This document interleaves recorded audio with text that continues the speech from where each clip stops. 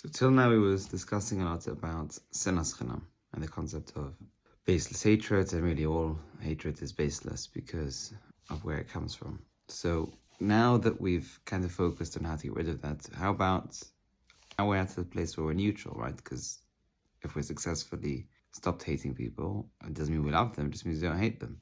So now the question to ask is Mahi Ahavas Chinam. On page Lamed Gimel of the Tiferes LeMoishe, what is Ahavas Chinam? V'nimuvan l'chol ba'adas. It's understood for anyone with a brain. Because the Churban happened because Sinas Chinam, as ha'tikon lo zeh hu hefech Ahavas Chinam. If the destruction was wrought by Sinas Chinam, therefore in order to rebuild it, it can only be rebuilt with Ahavas Chinam. Not the question of taking away the Sinas Chinam, rather replacing it with Ahavas Chinam, because now you have to build. A lot of people would ask, well, what is this? What does it look like? What does it mean to love? Baseless love. What does baseless love mean? It's important to bring the known saying from the original Rebbe, what Ahavas Yisrael actually means. Somebody who loves another person because the person is Talmid Chacham, he can learn very well. Doesn't mean that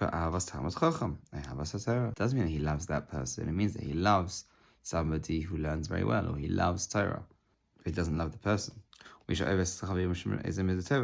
you love somebody because they are a mensch, or because they do things with a whole heart, or whatever it is, again, that is loving good character traits. If somebody gives a lot of tzedakah and does a lot of favors for people, then you're not loving that person, you are loving this quality that they exhibit.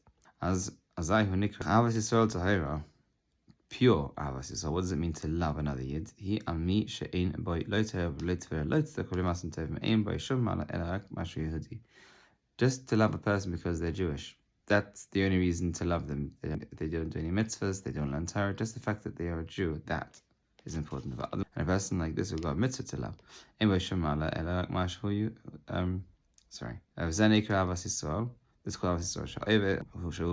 because this person is Jewish, that's the only reason for loving them. These are the words of the Rebbe of Roshan. And it's very interesting because it's something which would seem obvious, but until it's addressed, until it's put out in those words, it's not so clear for people, and they'll say, oh, I was gonna, okay, fine.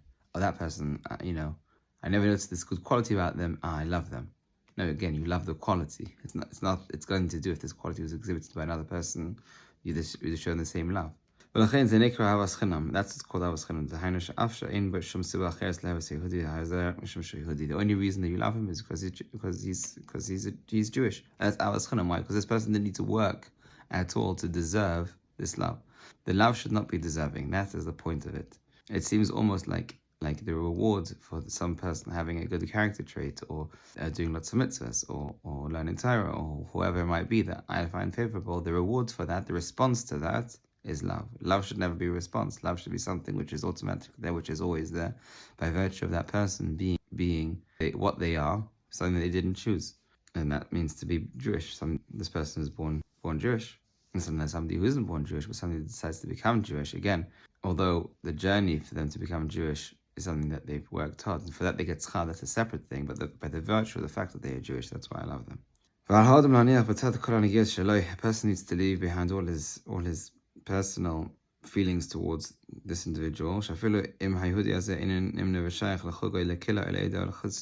if this person doesn't quite fit in the box of either this person's group or circles or community or whoever it might be. Even if the way he acts, and even if the person doesn't dress like he dresses, even if he doesn't have any good qualities, just go to the virtue of the fact that the person is Jewish.